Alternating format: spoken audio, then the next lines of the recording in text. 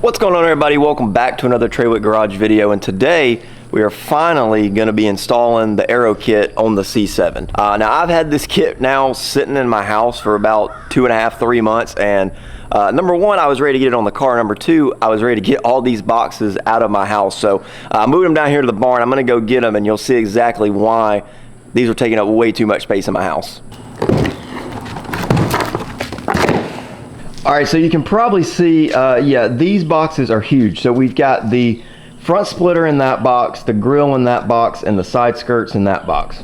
So I think the first thing I want to do is work on the front. I think I want to do the grill and the splitter first. I think those are going to be a little bit more of the labor-intensive thing. So I want to go ahead and try to start on that. I've got limited time today. So if I don't get finished today, I'm going to have to do it tomorrow. But I think I have enough time to start that and be able to finish it, because I got to use the car this afternoon. So we're gonna go ahead, we're gonna lift the front of the car up and go ahead and start trying to work on getting this front bumper off so we can swap the grill out.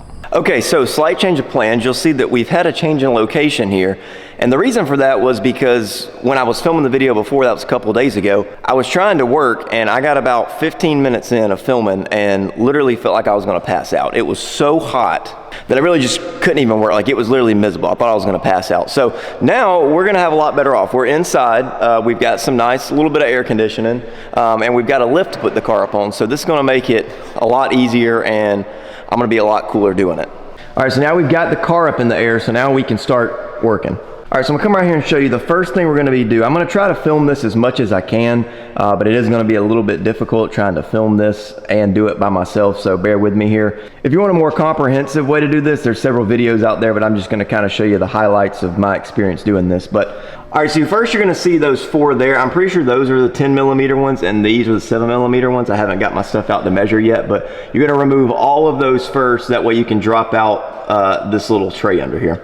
All right, so I just finished getting all those out. You can see that this little skid plate here has dropped down. So be careful when you get to that last T10, whichever one you do, because this thing does kind of want to fall out. So be careful, especially if you got the car raised up.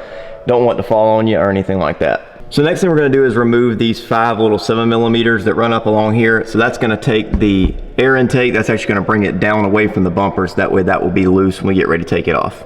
All right, so after you get all those bolts done, that's pretty much all we're gonna need to do right now under the car, so we can go ahead and lower the car back, because we're gonna kind of be working from the top end now.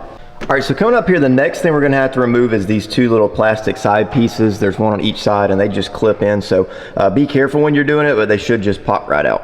All right, so right here in the front, you'll see there's gonna be several T30 bolts and then 2 little pop clips. So you'll wanna go ahead and remove all of those, get a flathead screwdriver is probably the best for those, but be careful, you don't wanna break them. All right, so once you get that done, the next thing you're gonna do is remove these 3 T15 bolts. If you remember from my video on the installation of the side markers, it's the exact same ones there. So you're just gonna do that, get rid of those, and then you'll pull the inner fender lining back a little bit to be able to access the bumper clips up here. All right, so now that we got that done, what we're gonna do is go ahead and unplug the side marker. Now, I'm not really sure if I'm gonna be able to get to it. Some people have had good luck getting to it without actually having to take the side marker off. But if we gotta take the side marker off, not the end of the world, but we just gotta have that unplugged so we can free that away from the car. All right, now once you get that done, you're gonna wanna carefully unclip the 2 bottom pieces of the front bumper. So there's one here and then obviously one on the other side, exact same. So you're gonna be really careful, pull right here and unclip these 2 first. All right, so you can see here we've got the clips undone here. So the other 2 clips, there's gonna be one right here and then one right here inside the headlight. So your best bet with this one's gonna be to have a pry tool. I would recommend taping off this area so that way you don't worry about scratching your paint or the headlight. So I'm gonna do that off camera because I'm a little worried I'm gonna mess that up. If you wanna see a video of somebody doing that, I'll link somebody else's up here or put one down in the description or something. But I'm gonna go ahead and try to do this step off camera so I don't mess something up, but that's where your 2 other bumper clips are gonna be. All right, so now you can see I've got all of the points popped off. So now the bumper should just slide off. I'm gonna try to get that on camera if I can find something to prop the camera up on, but we're gonna slowly bring the bumper off and then we should be good to start working on it. Oops, should have been a little more careful there, but it's good. All right, so now you can see we've got the front bumper off the car now. Just a word of warning, it does kind of want to come off. I was thinking I was gonna need a little more pressure and it just kind of fell off on me, but it's all good. No worries, I don't think we messed anything up severely, and You can see this thing's got paint scratches all over it. It needs to be redone anyway. But now we can go ahead and work on actually swapping that grill out. All right, so looking under the bumper, this is where the logo would be, just for reference. We've got two 7mm bolts that we've got to get out, so go ahead and get those out first. Next, we've got these two side clips, so you'll just need a flathead screwdriver to push those in and get those loose. All right, so once you get those two removed, you're gonna see a ton of these little just plastic regular clips. Don't need a tool or anything for those, but you're gonna work your way from the outsides inward, and that should actually release the whole grill here. All right, so here, as you can see, after a lot of meticulous work, this thing was kind of a pain to get out. We've got it out, so now it's completely open inside this bumper. Now we can install the new Z06 style grill in here.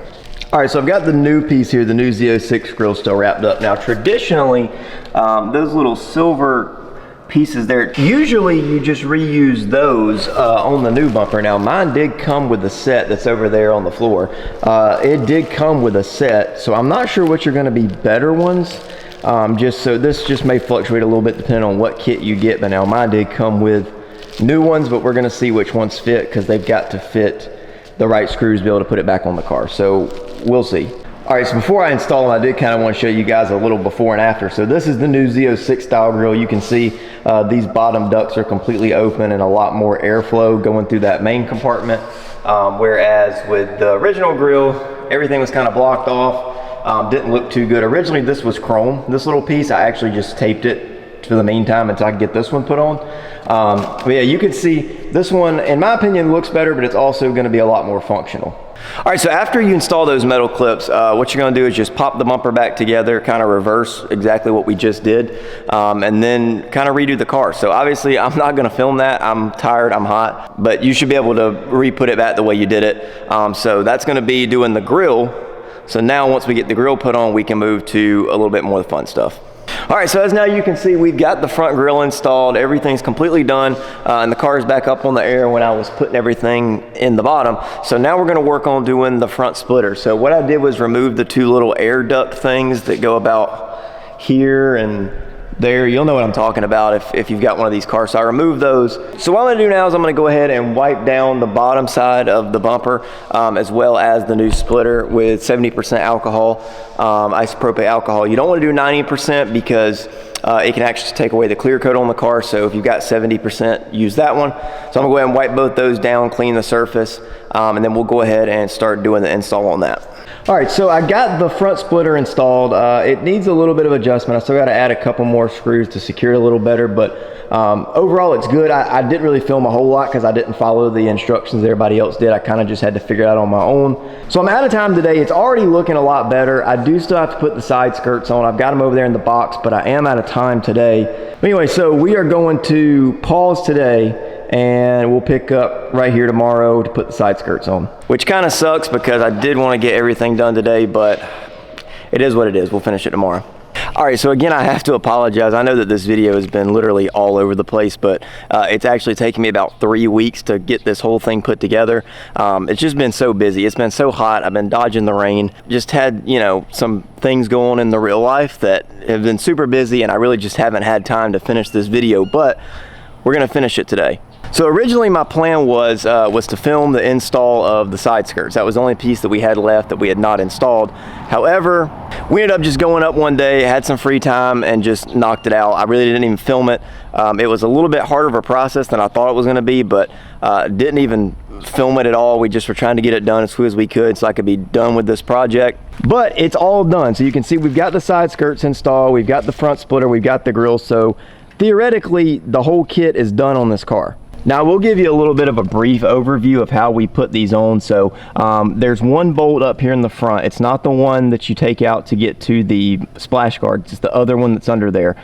You have to take that out. They do recommend that you put the double-sided tape throughout here. It just keeps it stuck on, and when you're trying to line everything up before you do the drilling, it makes it a lot easier. So what I did first was put that bolt in, line it up, and then put all the double-sided tape on, and then there's still a little bit of wiggle room before you tighten that whole bolt up, and that's going to give you the movement to kind of get around and get it perfectly in place. And as you can see, it just sits flush with the body line of this car. It looks really good in my opinion. I will recommend, if you want to see a full comprehensive install on these, definitely look up. There's some really good videos online. But the one thing I will say that was a little bit of a misconception was that some of the people that I watched, they just drilled directly into the car without doing any pilot holes. And we did find out that the screws are not actually self-tapping screws, so it does make it 10 times easier to go ahead and put the pilot hole in there first before you do the screws along the side skirts. But other than that, it's pretty much done. You can see, especially on the front of the car, this is my favorite. It's kind of hard to see right now with the way the shades blending in, but if I go right here,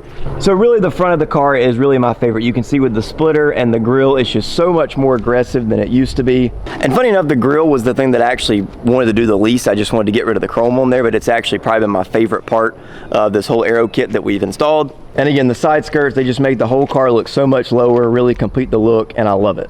So the last thing that I want to say, now that I've gotten those done, I didn't originally plan on doing it, but they do make the fins that go on the bottom here, like the Grand Sport has, and I think some of the Z06s have it, but I'm not 100% sure. So that's the only other thing, is now do I put those on there? Because if you look at the profile of the car, everything's really low all the way up to the front there, but we're kind of missing a little bit of low in the back. So I don't know, you guys let me know, should we do the fins in the back? Should we leave it as it is?